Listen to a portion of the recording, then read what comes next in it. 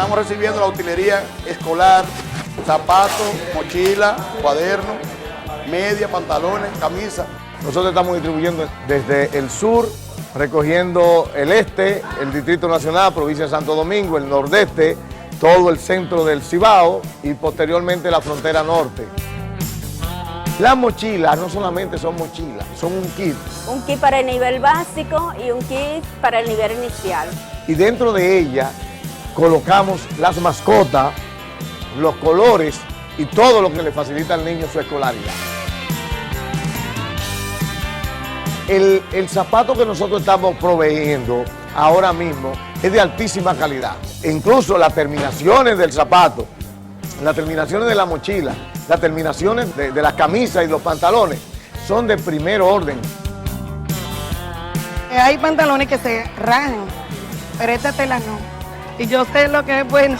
Estos zapatos vinieron bien. Soy madre soltera y me siento muy contenta. Le vamos a sacar mucho provecho y espero que los demás padres también lo hagan. Yo creo que con el plan de utilería y de alimentación, una familia humilde se ahorra de 8 a 10 mil pesos en gasto. Y eso va a beneficiar a los niños a que puedan asistir a la escuela.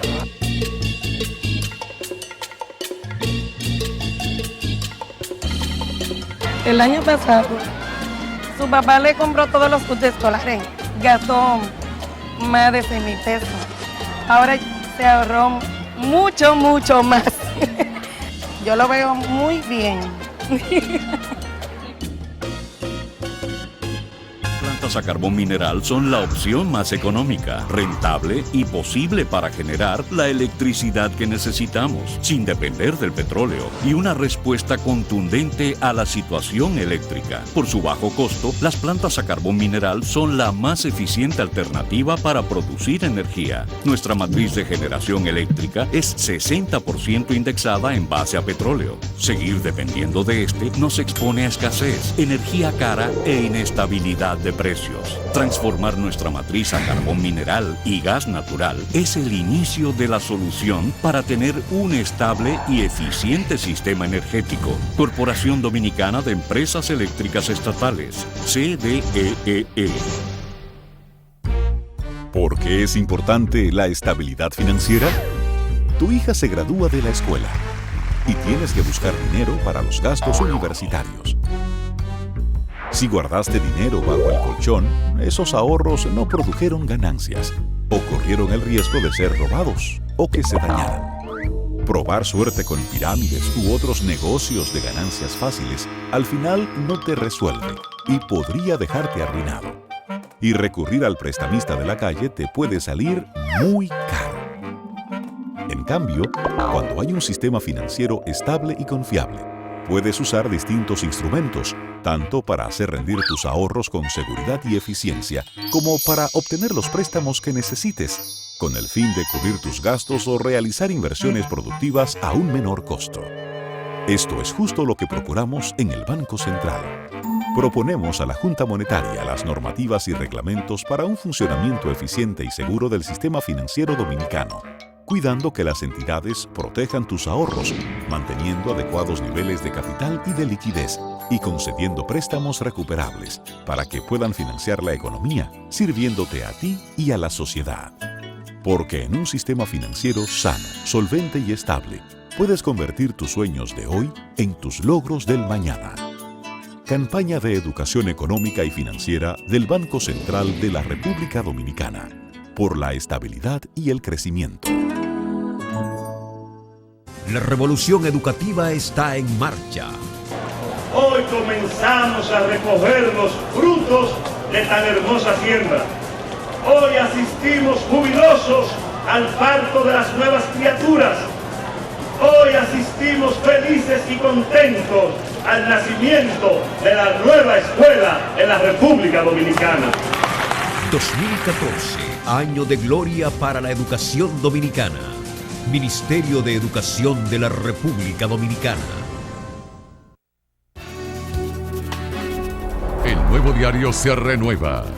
Ahora, el periódico que solo dice la verdad viene en un diseño de lectura rápida y con más temas e informaciones para ti.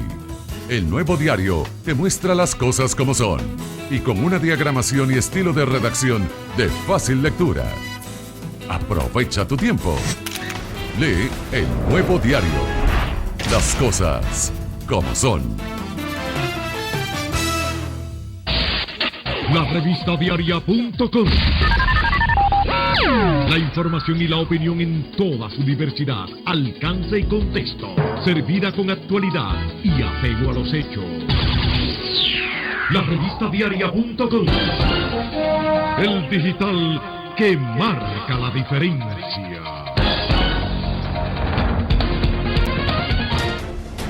Actualidad, ciencia, tecnología, pluralidad, política, deportes, cultura, economía.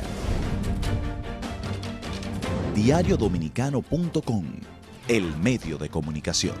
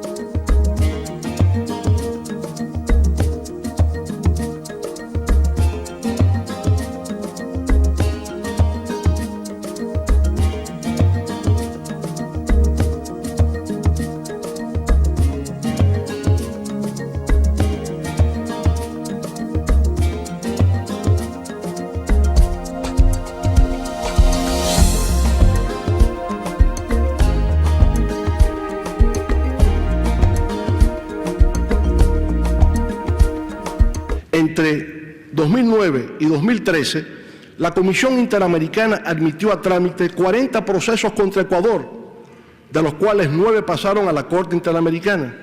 Eso ha motivado la inobservancia y la crítica abierta por parte del gobierno ecuatoriano al sistema interamericano de derechos humanos.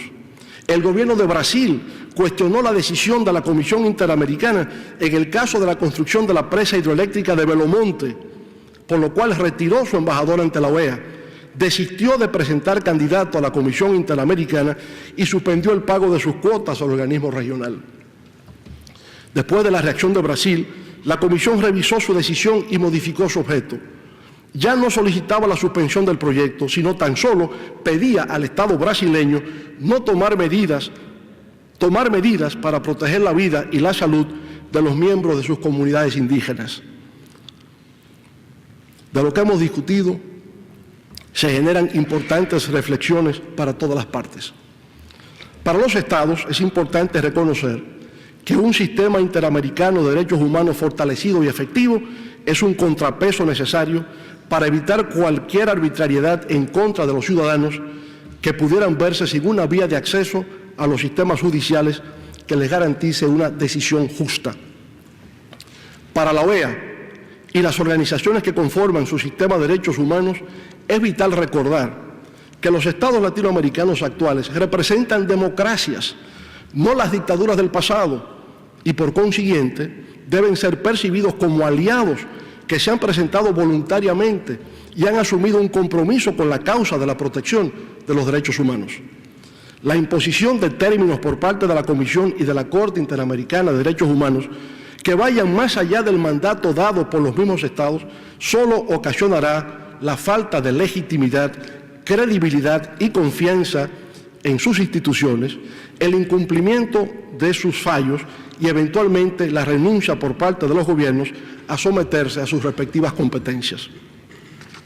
Así como al término de la Guerra Fría, la OEA pudo renovarse y avanzar en el cumplimiento de una agenda que se concentró fundamentalmente en la promoción de la democracia y la protección de los derechos humanos, en la actualidad, en esta segunda década del siglo XXI, esta organización se ve compelida una vez más a repensar sus objetivos, a rediseñar sus instituciones y a relanzarse por nuevas áreas que garanticen a los pueblos de la región paz, seguridad, prosperidad y bienestar.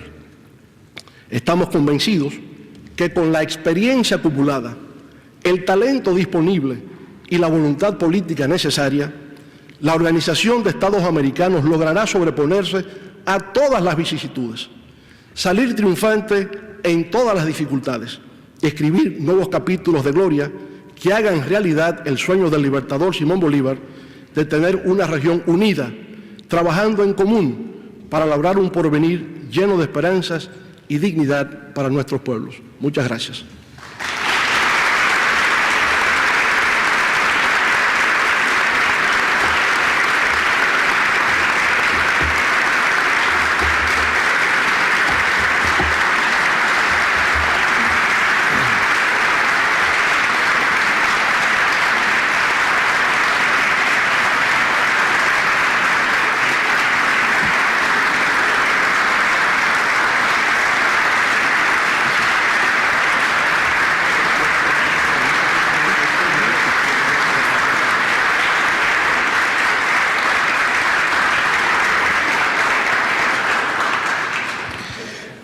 Muchas gracias, presidente Fernández, por su presentación en esta aproximadamente una hora que nos conversó, nos hizo un repaso de 125 años de historia y eso no es fácil. Para aquellos que no lo saben, este año se cumplen 125 años de esa primera conferencia con la cual inició usted su presentación, en 1889.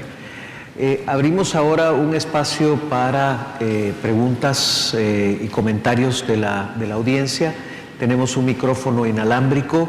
Les pediría por favor que fueran breves, fueran al punto y que se identificaran para que el presidente Fernández pudiera saber de dónde recibe la pregunta.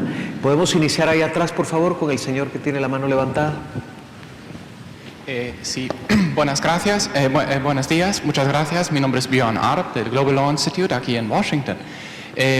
Usted ha hablado sobre las amenazas a la democracia a lo largo de la historia de la OEA y creo que en la actualidad quizás podríamos afirmar que hay otra nueva amenaza a la democracia en nuestro hemisferio, que se refiere a la interferencia o presión que puede ejercer el gobierno sobre el poder judicial, que en última instancia, en un Estado de Derecho, debería de ser la última instancia en revisar los actos del Estado. Bajo su gobierno se creó en la República Dominicana el Tribunal Constitucional. Me parece que era en torno al año 2010. Usted lo impulsó y creo que fue un gran impulsor, efectivamente, y defensor de esta institución.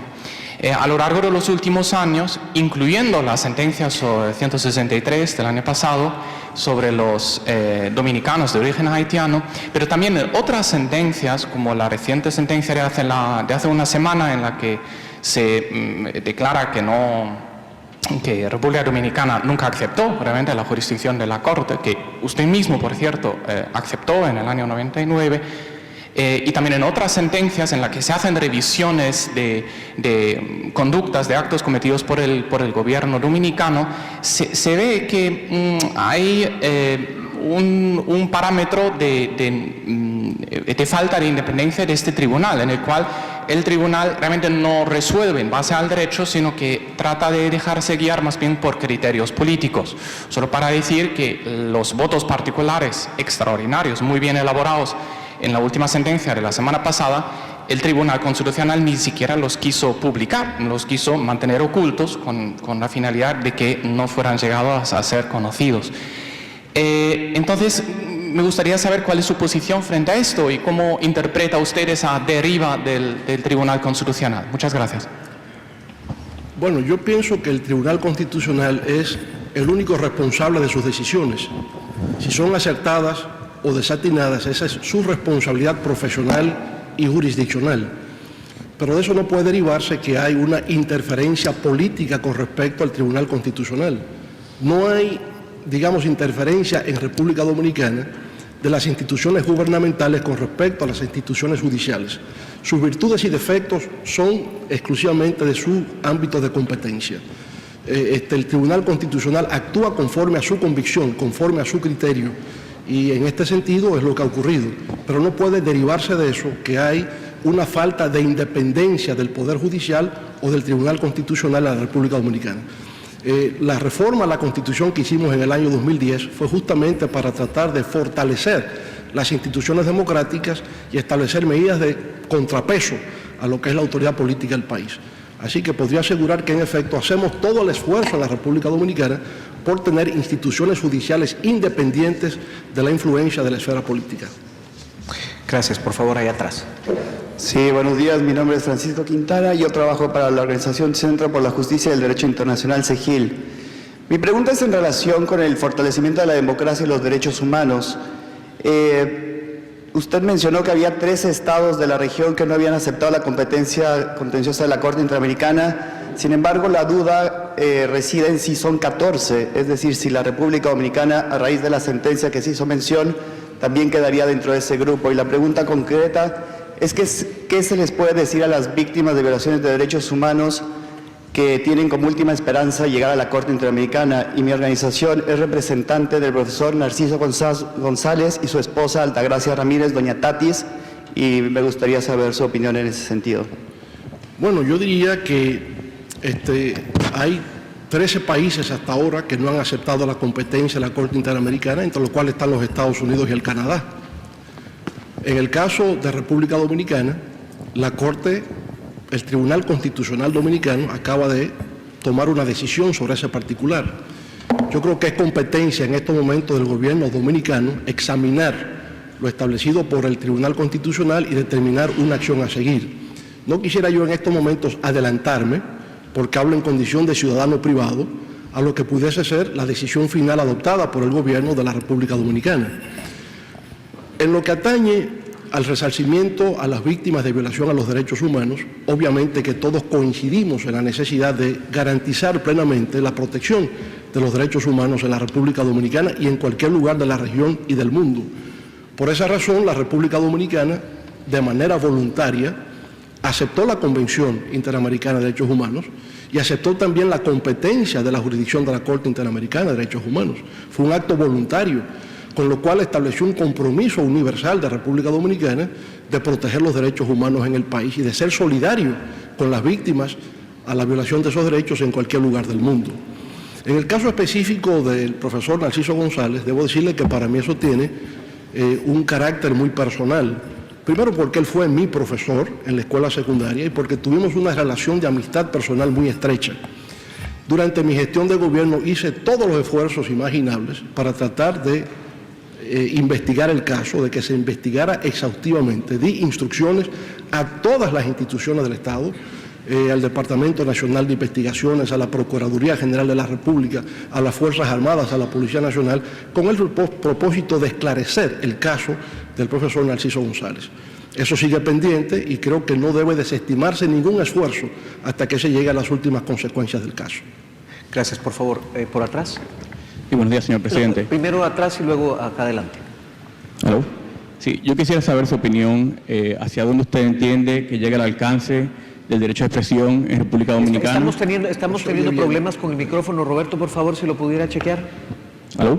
¿Sí? Sí, okay. Sí, yo quisiera saber, en su opinión, hasta dónde es el límite del derecho de expresión en República Dominicana, en la libertad de expresarse. Esto lo digo porque, como usted sabe, hace unos 7 u 8 días, manifestantes de su proyecto político se presentaron a una manifestación pasiva y atacaron con bates y palos a las personas de la prensa y la sociedad civil. Usted en ningún momento ha hecho una condena pública sobre el acto y no sé qué mensaje quisiera enviar con eso hacia la ciudadanía dominicana. Muchas gracias. Bueno, la libertad de expresión en la República Dominicana se encuentra establecido en la Ley 6.132 del año 1962 y se establece que en la República Dominicana existe libertad de expresión y difusión de las ideas siempre y cuando no ataque el honor y la consideración de las personas. De manera que ese es el límite de la libertad de expresión en nuestro país. Por favor, acá adelante. Buenos días, mi nombre es Julio Valdo Díaz, soy estudiante dominicano en una maestría en Economía Aplicada en Johns Hopkins University. Mi pregunta es la siguiente: ¿cómo valora usted la labor de la Corte Interamericana de Derechos Humanos como organismo de interpretación de la Convención Americana de los Derechos Humanos? ¿Cómo valoro la actuación de la Corte Interamericana de Derechos Humanos como organismo de interpretación de la Convención Americana de los Derechos Humanos? Yo pienso que habría que establecer periodos. Durante la época de las dictaduras en América Latina, la Comisión y la Corte jugaron un papel estelar, un papel protagónico, porque pusieron de relieve todos esos casos groseros de violación a los derechos humanos que tienen que ver con privación arbitraria de la libertad, torturas, genocidios, desapariciones físicas, y yo creo que en ese momento la Comisión y la Corte jugaron un papel que es reconocido, yo diría, a unanimidad.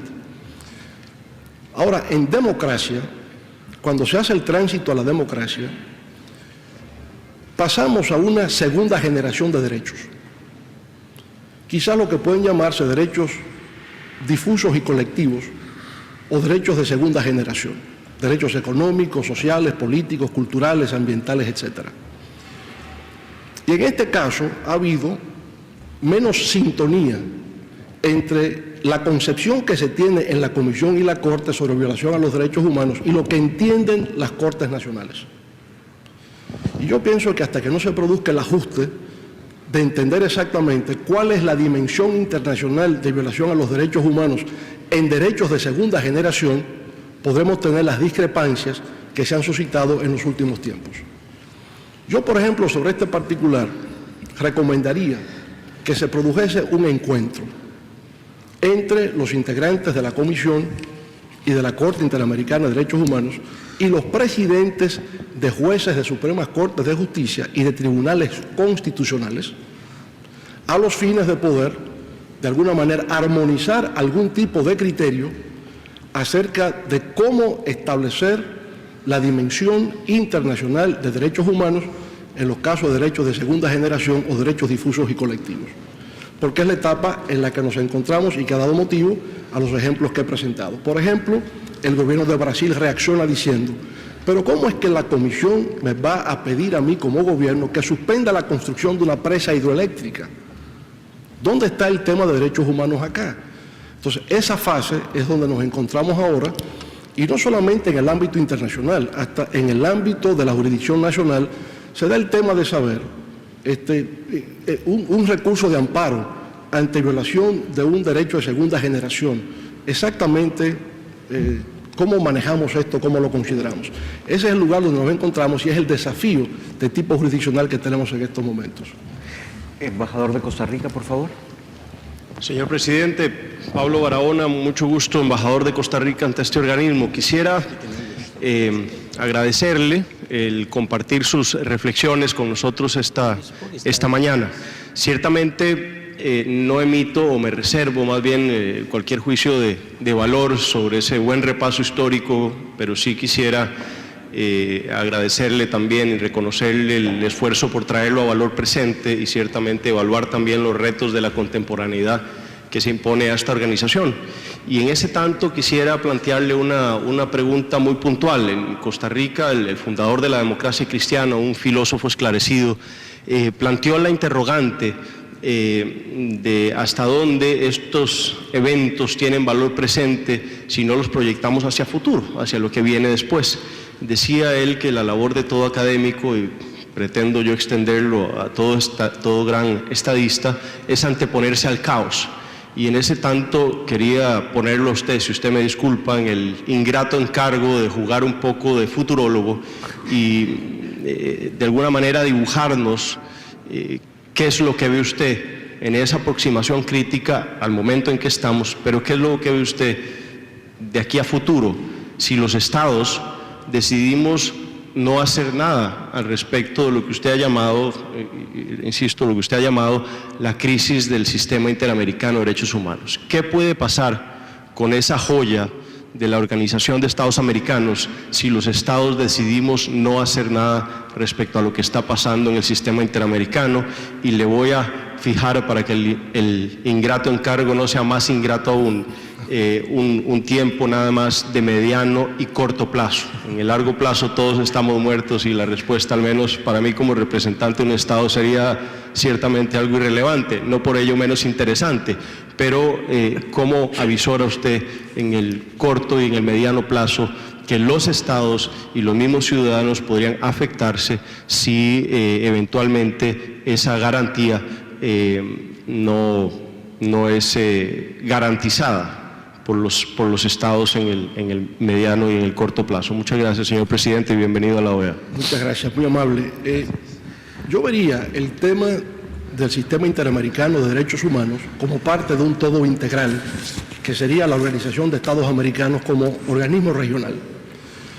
Y esto así, a su vez, partiendo de la premisa de que estamos en un cambio de época histórica. Y fíjese cómo la propia OEA se va manejando conforme a los ciclos históricos. Nace en una época de Guerra Fría, luego viene el periodo post-Guerra Fría, en una primera etapa, y yo creo que ahora estamos en una tercera ola que requiere cambios. Por eso hablo de repensar de nuevo a la OEA, rediseñar sus instituciones y provocar un nuevo relanzamiento. Porque estamos en una época de globalización creciente, de interdependencia, de revolución tecnológica, científica y de nuevas amenazas y desafíos que no habíamos visto antes. Algunos hablan de crisis de civilización, el tema del cambio climático, la crisis económica global, la pérdida de valores en lo social, el choque cultural o de civilizaciones. Propiamente es como un cambio radical de época que exige y obliga a la OEA y a todas las instituciones a repensarse, a relegitimarse, a rediseñar sus instituciones, porque la realidad va a una velocidad, a un nivel de aceleración que está dejando obsoletas las instituciones existentes para enfrentar los problemas que existen. Fíjense que digo que las fricciones, las discrepancias que se están dando entre la Comisión y la Corte Interamericana y los Estados nacionales es porque estamos pasando a la aplicación de conceptos de derecho internacional de derechos humanos a derechos de segunda generación. Si hoy día nos hablan de desapariciones y de privación de libertad arbitraria, hay una reacción inmediata de que esas cosas tienen que condenarse, pero no está claro cómo es que alguien desde fuera le dice a un gobierno paraliza la construcción de tal proyecto de infraestructuras. No resulta claro en ese sentido. Entonces, en general, tenemos el desafío del cambio y de la reforma. Eso requiere, a mi modo de ver, la convocatoria a un gran diálogo regional. Y ese diálogo va a implicar el que podamos identificar cuáles son las debilidades actuales, cuáles son esos retos que tenemos de cambio hacia el futuro y poder reajustar la institución para que sea eficaz y sea relevante. De lo contrario, lo que va a ocurrir es que habrá una inobservancia continua a las decisiones que se toman en el caso de la Corte y de la Comisión, y eso conducirá a una pérdida completa de autoridad. Y eso es lo que queremos evitar, puesto que si formamos parte de la OEA y hemos aceptado la competencia de la Corte y de la Comisión, lo que queremos es que realmente sirvan de utilidad al fortalecimiento de la democracia y a la protección de los derechos humanos. Gracias. Por favor, acá. Good morning. My name is Shelley Pitterman. I'm the representative of the UN Refugee Agency, UNHCR, ACNUR in Spanish. My question is in relation to refugee protection in the region. And it's now the 30th anniversary of the Cartagena Declaration. So that's a very good example of regional cooperation, perhaps outside the context of the OAS intergovernmental structure. But there's a very strong regional impetus now to look forward for the next 10 years as to how the Cartagena Declaration can continue to be an influence for refugee protection and asylum in the region, including within the Caribbean. So in the case of the Dominican Republic, under your leadership, the CONARE institution was revitalized, and we're certainly happy about that and look forward to continuing to work with CONARE. But I wondered whether, again, in your reflective mode, whether you could look forward to how you see asylum and refugee protection in the Americas in the coming years. Thank you. Me permito responder en español, ¿no? Can I answer your question in Spanish? Do you understand? Good. Okay. Now you will. Bueno, pienso que una agencia de Naciones Unidas sobre refugiados siempre será bienvenida en América Latina. Pero no creo que en la región tengamos hoy día un problema de refugiados. América Latina no es una zona de guerra, de conflictos, donde haya una crisis de refugiados en la región. Lo que se está dando más bien es un flujo migratorio continuo, y dentro de esas migraciones hay migraciones legales y migraciones ilegales, y los estados están tratando de poner orden a su régimen migratorio. Pero el refugiado como víctima de conflictos bélicos, realmente ya eso no existe. Los últimos conflictos bélicos en la región, en Centroamérica, se logró finalmente a través de la suscripción de la paz de Esquipulas en los años 80, y afortunadamente podemos decir que América Latina y el Caribe representan una zona de paz en el mundo, afortunadamente, y al ser una zona de paz, pues no tenemos esa crisis de refugiados en nuestra región. De manera que sí, yo creo que la presencia de ACNUR, la presencia de Naciones Unidas en lo que tiene que ver con refugiados siempre es bienvenido, sobre todo que tenga un aspecto de prevención, porque no creo que en estos momentos exista una situación de crisis de refugiados en nuestra región, afortunadamente. Vamos a tomar la última pregunta, el embajador de Bolivia, por favor. Muchas gracias, muy buenos días a todas y todos los presentes. Presidente, felicitarlo por su excelente exposición. Fue muy productiva para nosotros y poder conocer, a pesar de estar dentro de la OEA, poder conocer todavía mucho más de la historia de esta organización. Como en toda su exposición, justamente ha hecho bastante énfasis en lo que hace referencia a desarrollo y derechos humanos, obviamente lo que más muestra y lo que más vende la OEA, pero también conocemos que tiene otros pilares, y en este caso me gustaría conocer su perspectiva respecto a la relación democracia y desarrollo, en principio, y segundo, ¿cuál es el rol que debería jugar la OEA en el tema de desarrollo? Gracias. Mire, la democracia siempre fue una aspiración y un ideal en América Latina desde la ruptura con el orden colonial europeo en el siglo XIX y la construcción del Estado-Nación. Si usted se fija, todos nuestros pueblos, al momento de emerger históricamente, nos planteamos como objetivo la construcción de la democracia. Desafortunadamente, en el siglo XIX y buena parte del siglo XX, la democracia como sistema político no se produjo. Y la razón que los historiadores generalmente esbozan como tesis fundamental es que la democracia no fue posible por la falta de condiciones de desarrollo económico y social. Algunos dicen, la democracia es la expresión política del sistema capitalista, y lo que pasó en América Latina y el Caribe es que no teníamos sociedades capitalistas, sino sociedades precapitalistas. Al no haber desarrollo económico y social, no podíamos tener sistemas democráticos. Ahora, es bueno observar, señor secretario, ¿cómo está usted?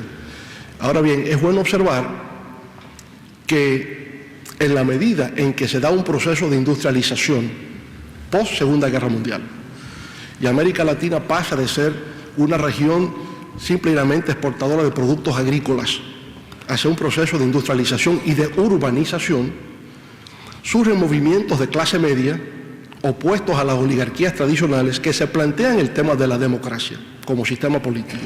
Ahora, ¿qué pasó? Que se lucha por la democracia, pero los viejos poderes tradicionales obstruyen el acceso al poder democrático.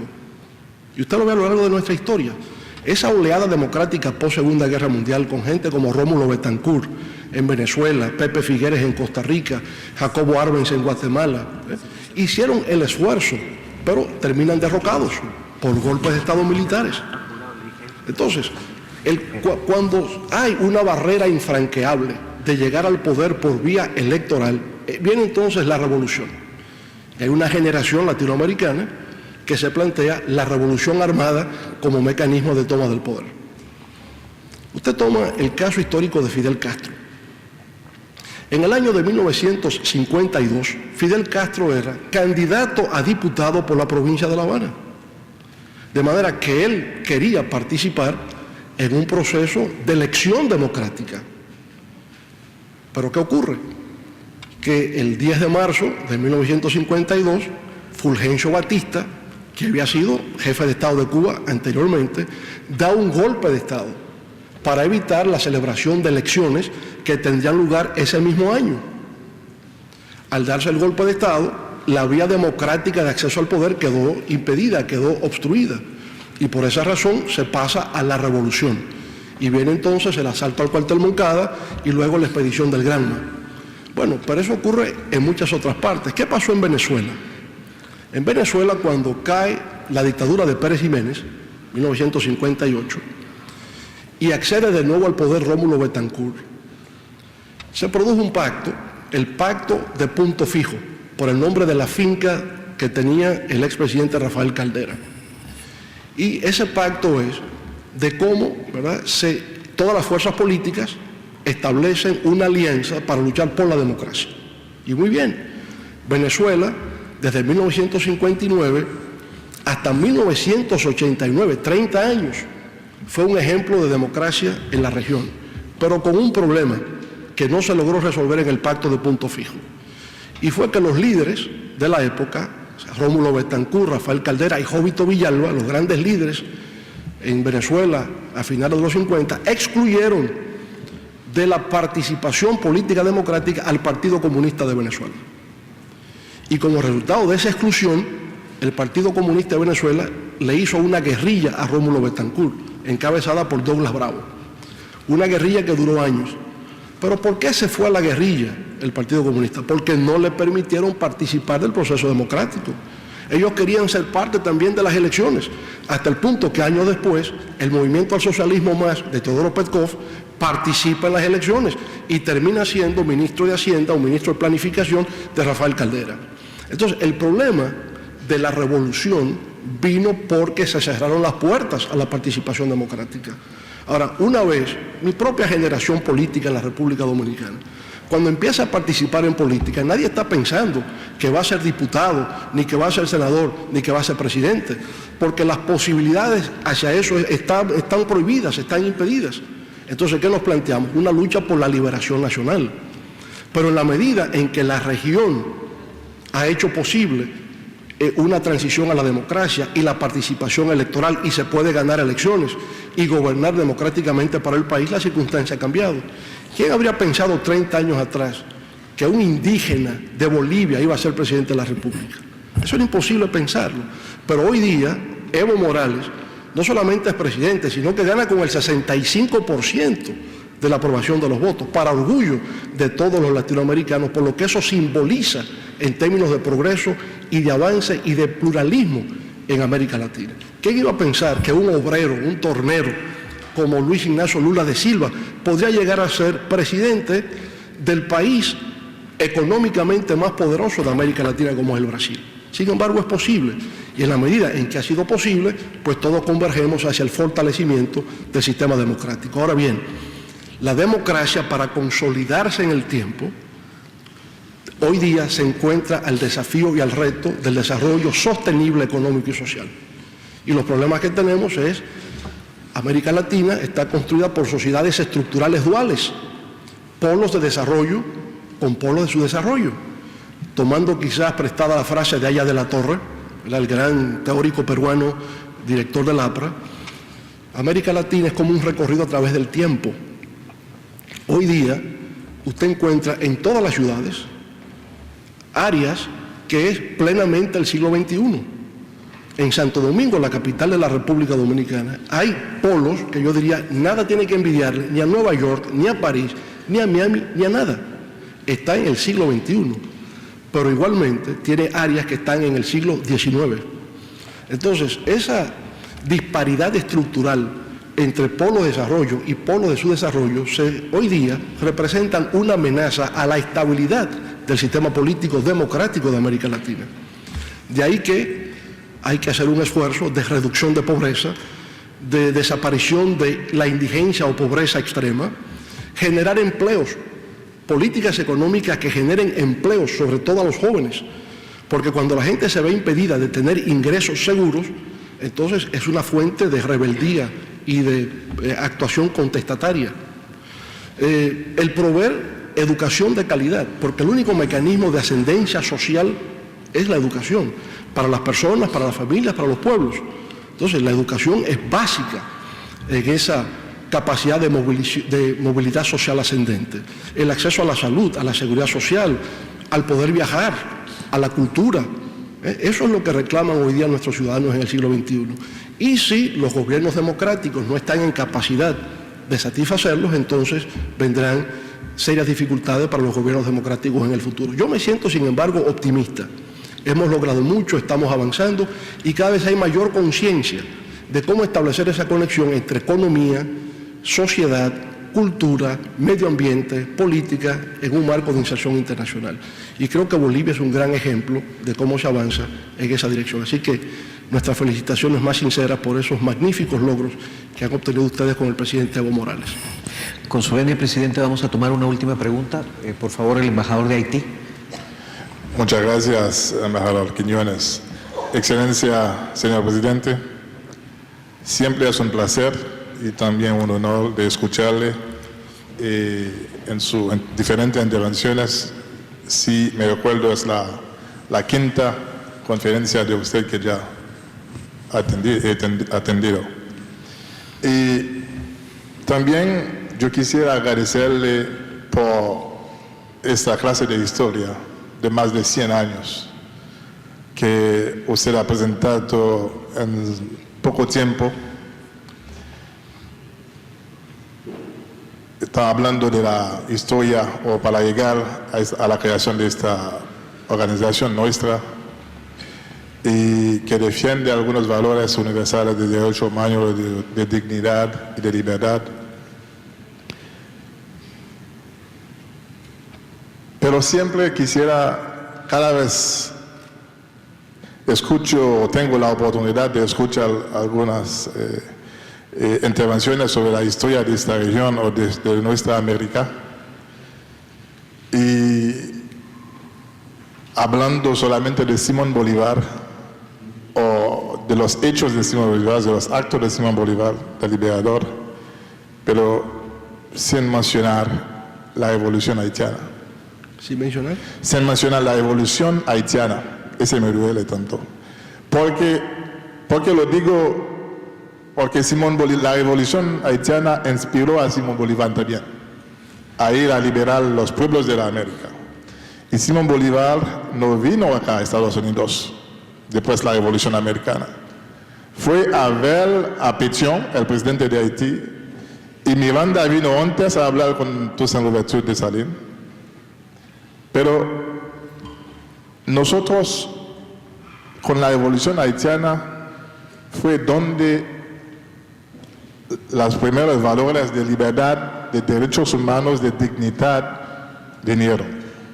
Y Simón Bolívar inspiró de eso para ir allá. Y cuando él vino a Haití, cuando preguntó al presidente Pétion, ¿qué debe pagar a usted? Pétion dice nada.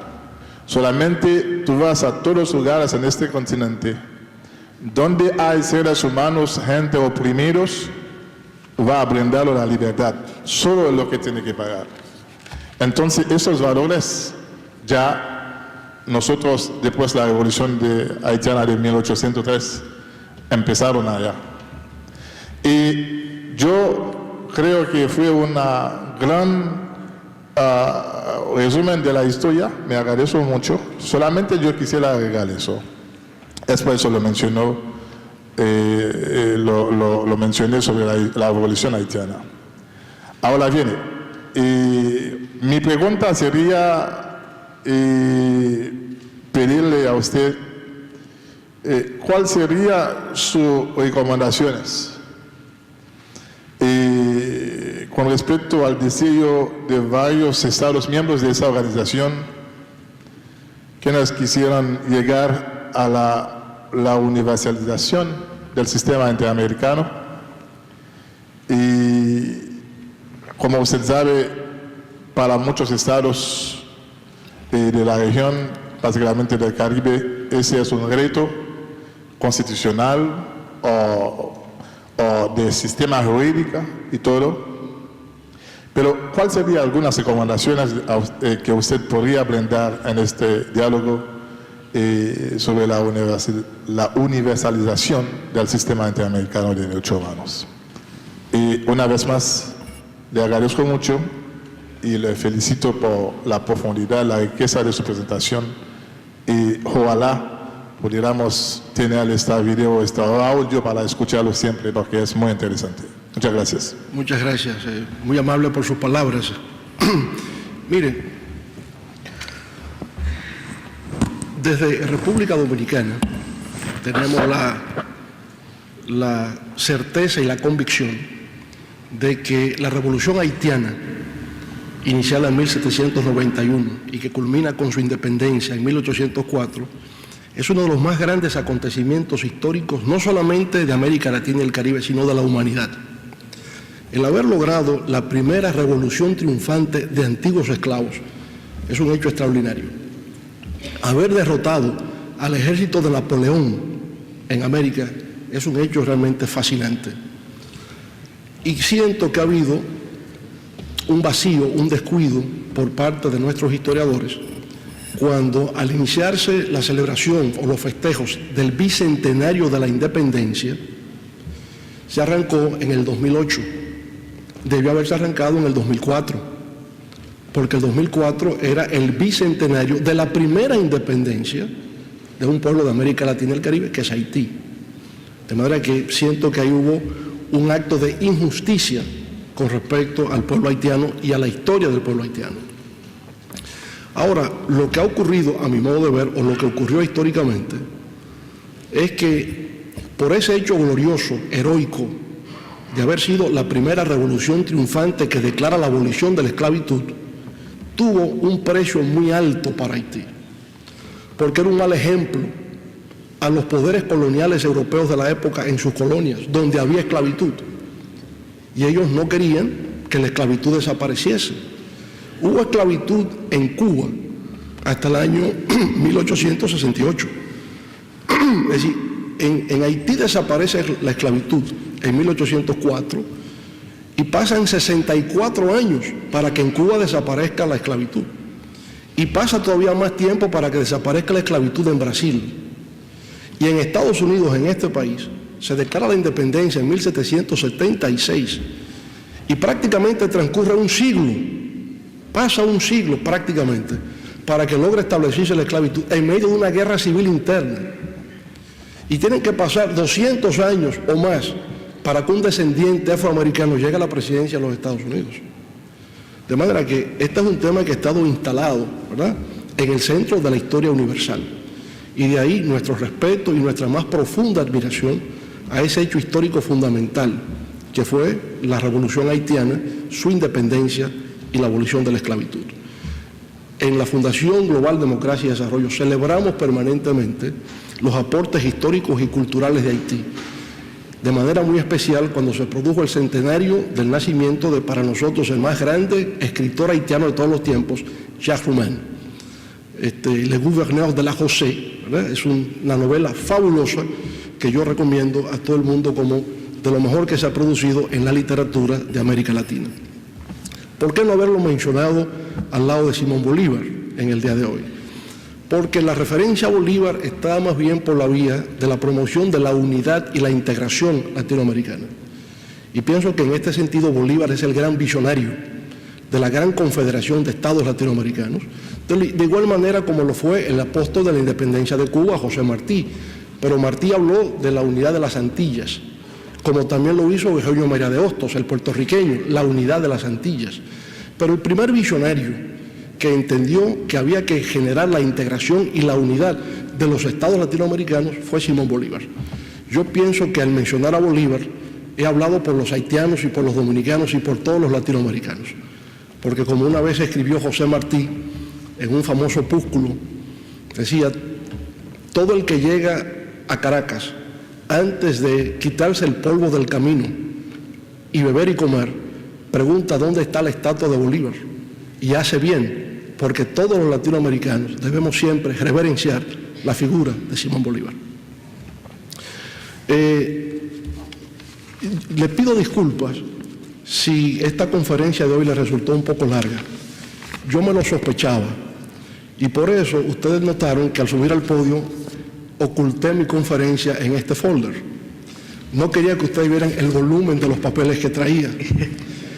Y es por un consejo que una vez me dio mi distinguido amigo, el expresidente de Colombia, y actual presidente de la UNASUR.